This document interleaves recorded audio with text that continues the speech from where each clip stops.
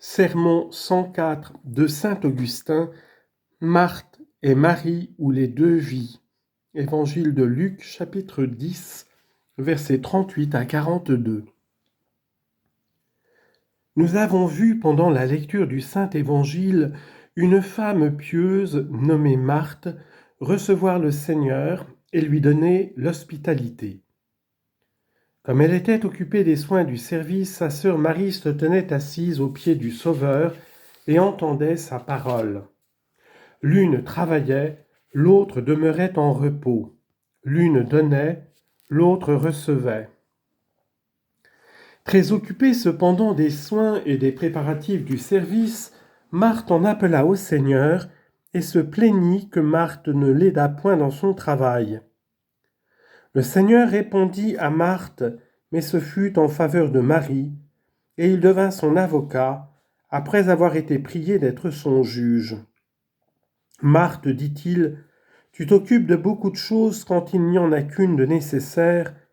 Marie a choisi la meilleure part, et elle ne lui sera pas ôtée. Voilà donc, après l'appel de la plaignante, la sentence du juge. Cette sentence sert à la fois de réponse à Marthe et de défense à Marie. Marie, en effet, s'appliquait à goûter la douceur de la divine parole. Et pendant que Marthe cherchait à traiter le Seigneur, Marie était heureuse d'être nourrie par lui. Marthe préparait un festin au Seigneur, et Marie jouissait des délices de son divin banquet. Mais pendant que celle-ci recueillait d'une manière si suave sa douce parole, pendant qu'elle se nourrissait si avidement à sa table, quelle ne fut pas sa crainte lorsque sa sœur en appela au Seigneur? Ne tremblait-elle pas que le Sauveur ne lui dit « Lève-toi et aide ta sœur » ? Elle goûtait en effet de merveilleuses délices, car les délices de l'âme l'emportent sur celles des sens. Enfin on l'excuse et elle se trouve plus tranquille. Mais comment Jésus l'excuse-t-il ? Soyons attentifs, examinons, approfondissons autant que nous en sommes capables. C'est pour nous aussi le moyen de nourrir notre âme. Comment donc Marie fut-elle justifiée ? Nous imaginerons-nous que le Seigneur blâma les fonctions de Marthe appliquée au devoir de l'hospitalité et heureuse hôtesse du Seigneur lui-même ? Mais comment la blâmer de la joie que lui inspirait un tel hôte ? S'il en était ainsi, ne devrait-on pas renoncer au service des pauvres, choisir la meilleure part, la part qui ne sera point ôtée, s'appliquer à la méditation, soupirer après les délices de l'instruction, ne s'occuper que de la science du salut, sans se demander s'il y a quelque étranger à recueillir, quelque pauvre qui manque de pain ou de vêtements, quelque malade à visiter, quelque captif à racheter, quelque mort à ensevelir. Ne faudrait-il pas enfin laisser là les œuvres de miséricorde et ne s'adonner qu'à la science sainte ? Si la part de Marie est la meilleure, pourquoi tout le monde n'en ferait-il pas choix ? N'aurions-nous pas pour défenseur le Seigneur lui-même ? Comment craindre de blesser ici sa justice, puisqu'il a rendu d'avance une sentence si favorable ? Ce n'est pas cela néanmoins, et le Seigneur a bien dit, la chose n'est pas comme tu l'entends.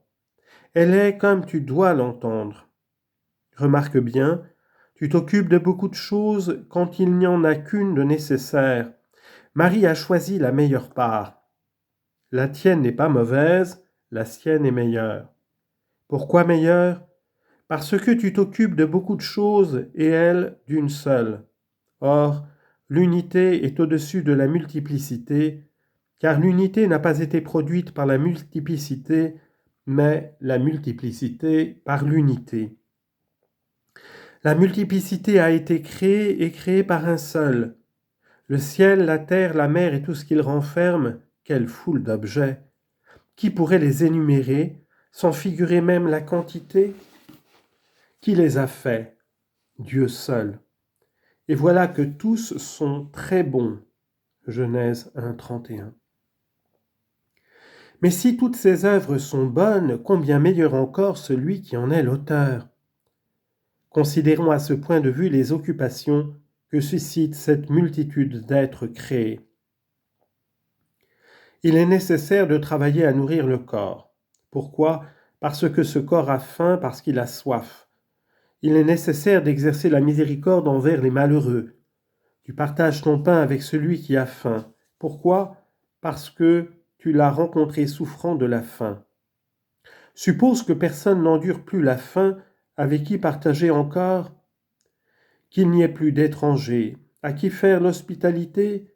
Qu'il n'y ait plus de pauvres sans vêtements, à qui en préparer ? Supprime la maladie. Qui visiter encore ? La captivité. Qui racheter ? Les querelles. Qui réconcilier ? La mort. Qui ensevelir ? Or, aucun de ces mots n'existera dans la vie future, ni conséquemment aucun de ces services. Et Marthe avait raison de pourvoir aux besoins corporels, mais aux besoins corporels volontaires du Seigneur, de servir sa chair mortelle. Qui était dans cette chair mortelle ? Au commencement était le Verbe, et le Verbe était en Dieu, et le Verbe était Dieu. Voilà celui qui écoutait Marie. Le Verbe s'est fait chair, et il a habité parmi nous. Voilà celui que servait Marthe. Et c'est pourquoi Marie a choisi la meilleure part qui ne lui sera pas ôtée. Elle a choisi ce qui subsiste éternellement. Cela ne lui sera pas ôté. Elle a voulu ne s'occuper que de cela seule. Et déjà, elle goûtait combien il est bon de s'attacher à Dieu. Psaume 72, verset 28. Assise aux pieds de notre chef, plus elle s'humiliait, plus elle recevait de lui. L'eau cherche le fond des vallées et fuit les hauteurs de la colline. Ainsi donc le Seigneur ne blâma point ce qu'elle faisait. Il distingua les fonctions. Tu t'occupes de beaucoup de choses, or il n'y en a qu'une de nécessaire, et Marie en a fait choix. Quand cesseront les travaux produits par la multiplicité, restera l'amour de l'unité. C'est ainsi que son choix ne lui sera point ôté. Mais le tien, c'est la conséquence sous-entendue, mais le tien te sera ôté. Et toutefois, il ne te sera ôté que pour ton avantage, que pour être remplacé par quelque chose de meilleur.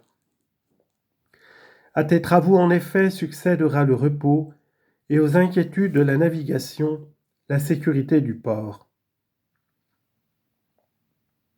Ainsi vous le voyez, mes bien-aimés, et vous le comprenez, j'espère. Il y a ici quelques grands mystères que je dois faire connaître et comprendre à ceux mêmes d'entre vous qui ne l'entrevoient pas encore.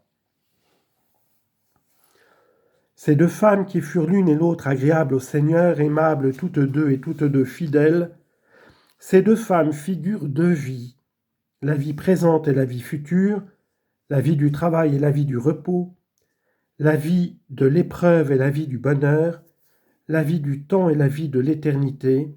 Voilà les deux vies. Approfondissez davantage leur caractère réciproque.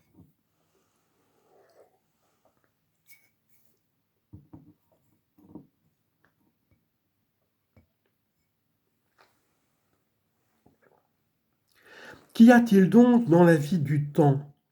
Non pas quand elle est vicieuse, injuste, criminelle, débauchée, impie, mais laborieuse et pleine de soucis, en proie aux supplices de la crainte et aux inquiétudes des tentations, innocente pourtant comme il convenait que Marthe la menât. Examinez-la autant que vous en êtes capable et approfondissez sa nature, plus que je ne le fais dans mon discours. Quant à la vie coupable, elle était étrangère à Marie, et si elle lui fut jamais connue, elle disparut à l'approche du Seigneur, en sorte que, dans cette heureuse demeure qui reçut le Sauveur, il n'y avait que les deux vies représentées par les deux sœurs, deux vies innocentes, deux vies louables. L'une appliquée au travail, l'autre au repos, sans que ni l'une ni l'autre fût une vie de dérèglement ou d'oisiveté. Oui, deux vies innocentes, deux vies louables, dont l'une était appliquée au travail et l'autre au repos, sans que la première fût une vie de dérèglement, car l'activité doit y prendre garde. et sans que la seconde fût une vie d'oisiveté, car le repos y est exposé. Ces deux vies étaient donc alors dans cette demeure, et avec elle la source même de la vie. Marthe était une image du présent, Marie de l'avenir. Nous sommes à ce que faisait Marthe, nous espérons ce que faisait Marie. Faisons bien l'un pour posséder l'autre pleinement. Qu'avons-nous en effet, combien avons-nous de ces biens à venir? Combien en avons-nous pendant que nous sommes ici? Il est vrai toutefois que nous en goûtons quelque chose quand, éloignés des affaires et des soins domestiques, vous vous réunissez ici et vous y tenez attentifs. Vous êtes en cela semblable à Marie. Il vous est même plus facile de l'imiter qu'à moi, puisque c'est moi qui donne. Mais ce que je puis vous donner vient du Christ. Vous n'êtes nourris que de ce qui vient de lui, car il est notre commun aliment, et avec vous je puise en lui la vie. Notre vie aussi, mes frères, c'est que vous soyez fermes dans le Seigneur. 1 Thessaloniciens 3:8. En vous appuyant sur le Seigneur et non sur nous. Car celui qui est quelque chose, ce n'est pas celui qui plante ni celui qui arrose, mais Dieu qui donne l'accroissement. 1 Corinthiens 3:7.